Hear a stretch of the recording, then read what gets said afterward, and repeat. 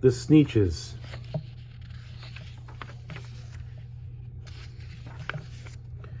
Now the star-belly Sneetches had bellies with stars. The plain-belly Sneetches had none upon theirs. Those stars weren't so big, they were really quite small. You might think such a thing wouldn't matter at all. But because they had stars, all the star-belly Sneetches would brag we're the best kind of Sneetch on the beaches. With their snoots in the air, they would sniff and they would snort. Will have nothing to do with the plain-belly sort. And whenever they met some, when they were out walking, they'd hike right on past them without even talking. When the star-belly's children were out to play ball, could a plain belly get in the game? Not at all. You only could play with if your bellies had stars, and the plain belly children had none upon theirs. When the star-belly Sneetches had frankfurter roasts, or picnics, or parties, or marshmallow toasts, they never invited the plain belly Sneetches. They left them out cold in the dark on the beaches. They kept them away, never let them come near, and that's how they treated them year after year. Then one day, it seems, while the plain-belly Sneetches were moping and doping along on the beaches, just sitting there wishing their bellies had stars, a stranger zipped up, in the strangest of cars. "My friends," he announced in a voice clear and keen, "my name is Sylvester McMonkey McBean, and I've heard of your troubles. I've heard you're unhappy, but I can fix that. I'm the fix-it-up chappie.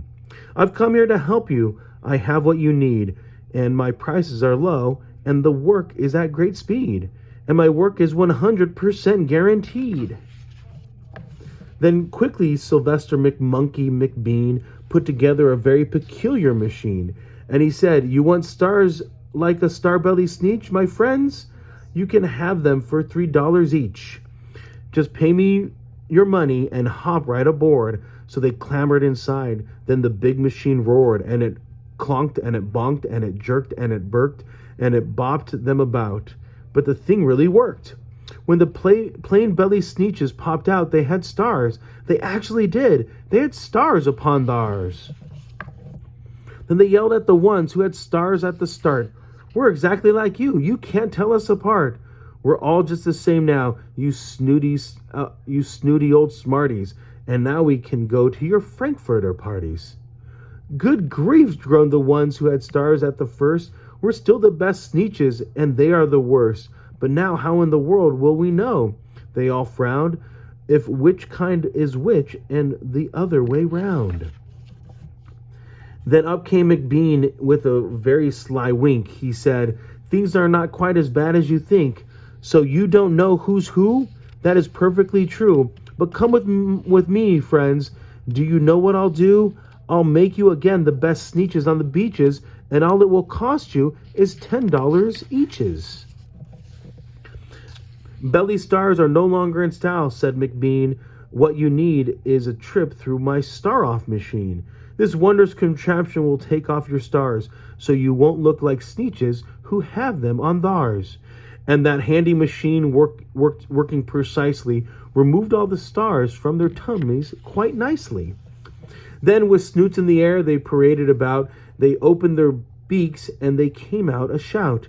"We know who is who, now there isn't a doubt. The best Sneetches are Sneetches without." Then, of course, those with stars all got frightfully mad. To be wearing a star now was frightfully bad. Then, of course, old Sylvester McBean invited them into his star-off machine. Then, of course, from then on, as you probably guess, things really got into a horrible mess. All the rest of the day, on those wild screaming beaches, the fix-it-up chappie kept fixing up Sneetches. Off again, on again, in again, out again.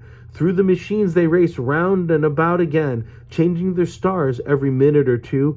They kept paying money, they kept running through, until neither the plain nor the star-bellies knew whether this one was that one, or that one was this one, or which one was that one, what one, and what one was who.